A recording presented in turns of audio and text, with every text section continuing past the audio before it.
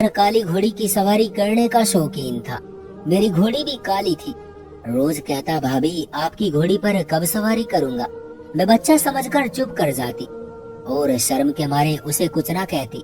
मगर एक शाम इमरजेंसी बन गई। देवर को बोला तो कहने लगा, भाभी पहले काली घोड़ी की सवारी। उस रात मेरे होश उड़ गए। जिसे बच्चा समझ बैठी थी वो तो एक बहू थी। मैं अपने देवर के मुंह से ऐसी बात सुनकर हैरान रह गई। वो बमुश्किल 16 साल का लड़का मुझसे ऐसी ख्वाहिश करेगा, मेरे वहमो गुमान में भी नहीं था। मेरा देवर मुझे सवालिया नजरों से देखता जा रहा था। उसे मुझसे जवाब चाहिए था और मुझे तो उसकी बात ही परेशान कर गई थी। मैं क्या जवाब देती। मैंने उसे नजरअंदाज करके बात बदल दी और शुक्र किया कि घर में किसी और ने उसकी बात नहीं सुनी, वरना उसकी तो खैर ना होती। लेकिन वो ढीठ बना रहा और कुछ दिन बाद फिर से मेरे सामने वही ख्वाहिश करने लगा।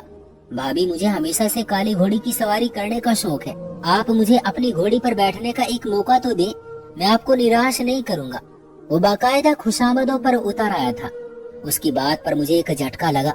शौक था, वो भी हमेशा से, मुझे निराश नहीं होने देगा। मुझे उसकी बातें बड़ी अजीब सी लगी थी।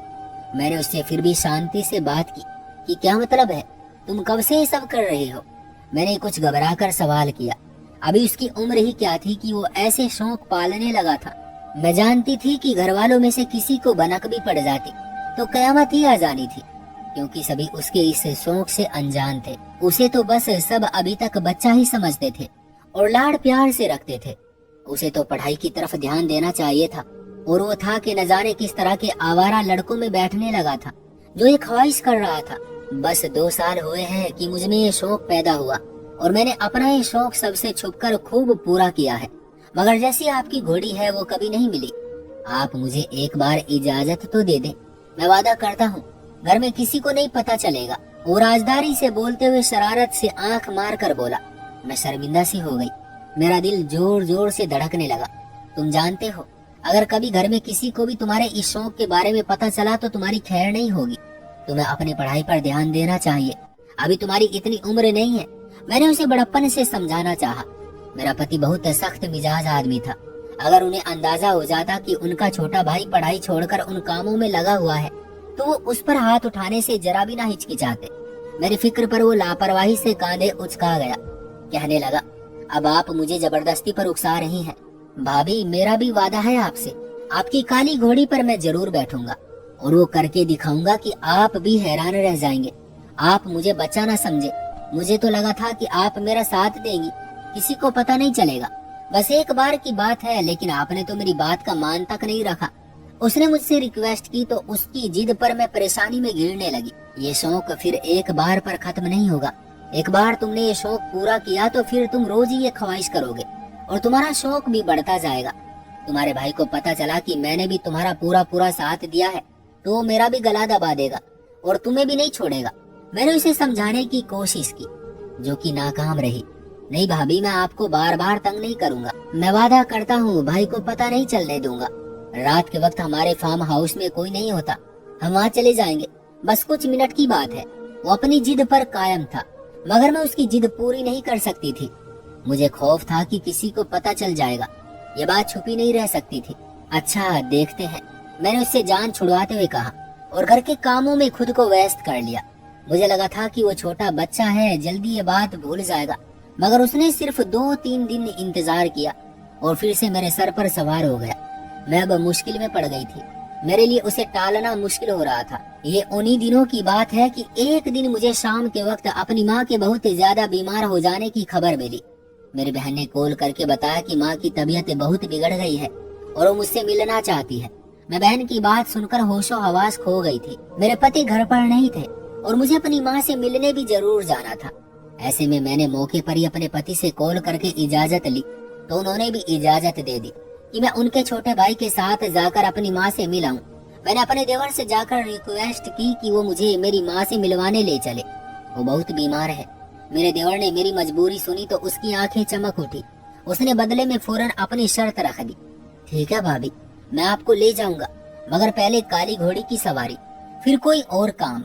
उसने मौके से फायदा उठाते हुए कहा। पहले तो मुझे उसकी शर्त सुनकर बहुत अजीब सा लगा, मगर फिर बच्चा समझकर खामोश रही और कुछ सोचकर उसकी शर्त मानने पर मजबूर हो गई। अगर कोई और मौका होता तो मैं अकेली चली जाती, मगर शाम के वक्त मैं अकेली नहीं जा सकती थी। अगर अब अकेली चली भी जाती तो मेरे पति बाद में गुस्सा कर दे और मेरा भी ना जाना भी मुमकिन नहीं था। मैंने तुरंत हामी भर ली। वो मुझे लेकर घर से निकला और अपने घर से कुछ फासले पर बने छोटे से फार्म हाउस पर ले गया। उसे पहले अपना शौक पूरा करना था और फिर मुझे मेरी माँ के घर ले जाता। मैं डरी हुई थी कि यूं शाम ढले किसी ने हमें यहाँ देख लिया तो मसला खड़ा हो जाएगा। मेरा देवर पुरजोश था। उस रात अपने देवर की तेज रफ्तार देखकर मेरे तो होश उड़ गए। जिसे मैं बच्चा समझती रही उसने तो मेरी आंखें खोल दी थी। मेरी जब शादी हुई तो मेरा वो देवर घर भर का लाडला और छोटा था। सबको ही वो छोटा बच्चा लगता था। उसकी हर वक्त खास एहतियात और परवाह की जाती थी। मेरे पति और उनके बड़े भाई मेरे छोटे देवर को हर काम से दूर रखते और सिर्फ पढ़ा रहे थे। मुझे भी वो सिर्फ एक नटखट सा बच्चा लगता था। शुरू में तो वो मेरे सामने आने से भी झिझक जाता था। उसकी शर्म को देखते हुए मुझे हंसी आती थी और वो मुझे और भी भोला भाला लगने लगता था। मगर जब उसकी मुझसे झिझक उतरी और कुछ दोस्ती हुई तो उसकी बातें मुझे हैरान कर गई।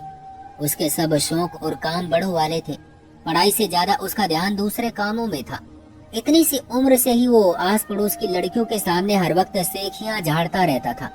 वो प्यारा भी था, इसलिए सबसे मोहब्बत पाकर नखरे में रहता था।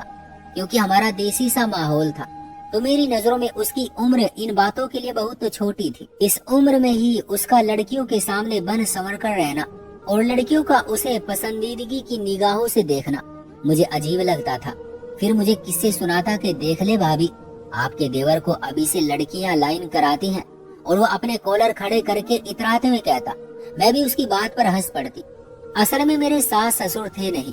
2 साल पहले ही उनका बस के हादसे में निधन हो चुका था। मेरी शादी बाद में हुई थी। जब मेरी शादी हुई तो घर में बस मेरा पति और एक देवर ही था। अभी चंद महीने ही हुए थे मेरी शादी को। पति काफी सख्त मिजाज था। जब तक मेरा पति घर पर होता तो मेरे साथ मेरे देवर का भी सांस रुका रहता। जैसे ही वो काम से जाता तो देवर मेरे सर पर सवार हो जाता, कभी स्कूल की, कभी खानदान की, तो कभी अपने शौक की। उसके पास बातों की तो जैसे गठरी होती थी। मैं भी उसकी सुनती रहती कि बच्चा है, वो भी बिन माँ बाप का। एक दिन उसने मुझसे बहुत ही अजीब सी ख्वाहिश कर दी। वो बोला कि वो काली घोड़ी की सवारी का बहुत ज्यादा शौकीन है। मैं पहले तो उसकी बात नहीं समझ पाई और सिर्फ सर हिला दिया, मगर उसके अगले शब्दों पर मैं बुरी तरह झटक गई थी। वो मेरे सर हिलाने पर बोला कि भाभी, आपकी घोड़ी भी तो काली है, कभी मुझे भी उसकी सवारी का मौका तो दे। मैंने उसे कोई जवाब नहीं दिया और ऐसे जाहिर किया जैसे सुना ही ना हो। मुझे उस दिन समझ आई कि वो अक्सर ही काली घोड़ी की बातें करता था और मुझे देखता था। मेरी घोड़ी भी काली थी, इसलिए वो मुझे उम्मीद से देखता रहता था कि शायद मैं उसे इजाजत दे दूं। मैं तब तो उसकी बात नजरअंदाज कर गई और बात बदल दी। मैं नहीं चाहती थी उसका शौक घर के किसी और मर्द के कानों में पड़े। मुझे खौफ था कि सब ये न समझ बैठे कि काली घोड़ी की तरफ उसका ध्यान मैंने बढ़ाया है। मुझे यकीन था मेरे सख्त व्यवहार मेरे पति को मुझ पर शक होता तो मुझे मार डालते कि मैं उनके छोटे भाई को बिगाड़ रही हूँ। मुझे लगा मेरा देवर मेरा जवाब न पाकर खामोश हो जाएगा और दोबारा मुझसे ऐसी बात नहीं करेगा। मगर वो काली घोड़ी की सवारी का बहुत ज्यादा शौकीन निकला था। जब मौका मिलता मुझसे मिन्नतें करने लगता। मैं उसे बच्चा समझकर मुस्कुराकर टाल देती। कुछ दिन और गुजरे तो वो जिद पर उतर आया। दिन रात मेरे चारों ओर चक्कर लगाता और मेरी काली घोड़ी की सवारी के लिए इजाजत मांगता रहता। मैं उसे टाल टाल कर और बहाने बना बना कर थक गई थी, क्योंकि मेरी वो काली घोड़ी बहुत नखरीली और बदतमीज थी। अपने ऊपर बैठने वाले को पल में नीचे गिरा देती थी। मुझे यही डर लगा रहता था कि अगर देवर को चोट आ गई तो मेरी शामत पक्की है। मगर वो मुझसे जिद कर करके नहीं थक रहा था। पहले मैंने सोचा कि मैं अपने पति को इसका बताऊं ताकि वो खुद अपने भाई को संभाल ले, मगर फिर मैं झिझक सी गई। अगर मेरा देवर मुकर जाता तो पूरा घर मुझे बुरा भला कहता। मैं इसी वजह से किसी को बता भी नहीं सकती थी। मैंने अपने देवर के सामने जाना ही छोड़ दिया। उसका शौक वक्त के साथ साथ बढ़ता ही चला जा रहा था। उसकी जिद बढ़ती देखकर मैं घबराने लगी थी। फिर जिस दिन मेरी माँ की तबीयत अचानक बिगड़ने पर मुझे उसी देवर की जरूरत पड़ी तो उसने मौके से फायदा उठाकर मुझसे अपनी जिद मनवा ली। मुझे लगा था वो बच्चा है और सवारी नहीं कर पाएगा, जल्दी थक जाएगा, मगर मेरा ख्याल उसने फार्म हाउस में जाकर गलत साबित कर दिया था। वो छोटा बच्चा बहुत तेज निकला था। अपना शौक पूरा करके जब वो लौटा तो पसीने से तर था और चेहरा जोश की सुर्खी में डूबा हुआ था। धन्यवाद भाभी, मुझे बहुत मजा आया, वो खुशी से मुझे देख कर बोला और मैं इतनी गुंग थी कि उसे जवाब भी नहीं दे पाई। वो आगे बढ़ा तो मैं भी खामोशी से उसके पीछे चल पड़ी। वो रास्ते में भी मुझसे मेरी उसी घोड़ी की बातें करता रहा और फिर बोला कि आपने ठीक कहा था भाभी, आज मुझे इतना मजा आया कि अब दिल चाह रहा है रोजाना अपना शौक पूरा करूं। आप भाई को मत बताना तो मैं अक्सर अपना शौक पूरा करता रहूंगा। आप मेरा साथ देंगी ना? वो अचानक बोलते हुए मुझसे वादा लेने लगा। मैंने सर हिला दिया। अब मैं संतुष्ट थी। उसे देख चुकी थी कि जितना वो माहिर था कोई नुकसान नहीं कर सकता था। हम जब तक मेरे मायके में पहुंचे बहुत रात हो चुकी थी। मैं अपने देवर को उसके आराम के लिए कमरा दिखाकर खुद अपनी माँ के पास बैठ गई। मेरा देवर तो इतना थका हुआ था कि बिस्तर पर गिरते ही सो गया। वो रात के खाने के लिए भी नहीं उठा। मेरी बहन ने हैरत से मुझे बताया तो मैं बात बना गई कि वो सुबह से पढ़ाई करता रहा था, इसलिए अब थक गया है। जबकि खुद मुझे फार्म हाउस में जाने के बाद का मंजर याद आ गया, जिसकी वजह से मेरा देवर इतना थक गया था। हमारे फार्म हाउस में घोड़ों के अस्तबल में मौजूद नस्ली और ऊंचे घोड़ों में मेरी सह काले रंग की घोड़ी खड़ी हुई थी। ये घोड़ी मुझे शादी के तोहफे में मेरे बाबा ने दी थी और जब से मैं ब्याह कर लाई थी मेरे देवर की नजर मेरी इस काली घोड़ी पर टिक सी गई थी। वो अस्तबल के करीब पहुंचकर बड़ा खुश होकर मेरी काली घोड़ी पर हाथ फेर रहा था। फिर उसे खोलते हुए अस्तबल से निकाल कर मैदान में ले गया और उसकी नकील डालने लगा। मेरी घोड़ी की उठान बहुत अच्छी थी। मेरी नजर में उस जैसा नव उम्र लड़का घोड़ों की सवारी कर ही नहीं सकता था, तो भला वो मेरी ऊंची लंबी घोड़ी की सवारी कैसे करता। यही सोचकर मैं उसे इजाजत नहीं देती थी और टाल मटोल से काम लेती रही। आज भी मैंने ये सोचकर इजाजत दे दी कि पहली बात तो वो सवारी कर ही नहीं पाएगा और अगर कर भी ली तो ज्यादा देर नहीं टिकेगा, क्योंकि मेरी घोड़ी बहुत अथरी और नखरीली थी। वो कभी किसी को अपनी सवारी करने देती थी, मगर मेरे देवर ने बहुत ही महारत से उस पर सवार होकर उसे संभाल लिया था और किसी माहिर घुड़सवार की तरह वो उसकी सवारी किए उस मैदान में गोल गोल चक्कर काटता घोड़ी को भगाकर धूल उड़ा रहा था। मैं हैरत से उसे देख रही थी। मुझे यकीन नहीं आ रहा था वो इतना छोटा बच्चा इतना माहिर घुड़सवार था। ये उनका खानदानी शौक था और सब भाई घुड़सवारी में माहिर थे। यकीनन ये शौक उसके खून में था, लेकिन मुझे ये डर भी था कि ऊपर से कोई पहुंच जाता तो मेरी खैर न होती। रात के वक्त मैं उनके छोटे भाई को यहाँ लाकर घुड़सवारी करवा रही थी और इस बात पर मेरी अच्छी खासी क्लास लग सकती थी। कितनी देर घुड़सवारी करने के बाद मेरा देवर वापस लौटा तो पसीने से तर था। उसे ठीक ठाक देखकर मुझे हैरत के साथ साथ सुकून भी मिला।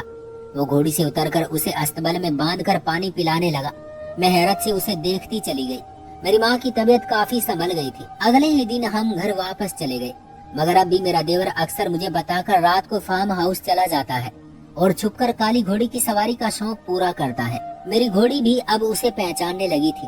मैंने अपने देवर के इस शौक का राज रख लिया। जब वो जवान होता तो वैसे भी उसे इजाजत मिल ही जाती।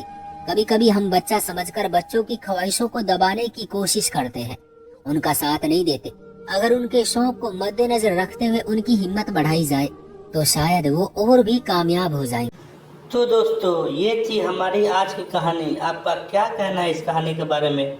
कमेंट करके हमें ज़रूर बताएं। वीडियो को लाइक कर दीजिए और चैनल को सब्सक्राइब करके घंटी को दबाकर ऑल पर सेट कर लीजिए ताकि आने वाले वीडियो आपको तुरंत मिले। मुझे दीजिए अगली वीडियो तक इजाज़त। तब तक के लिए धन्यवाद।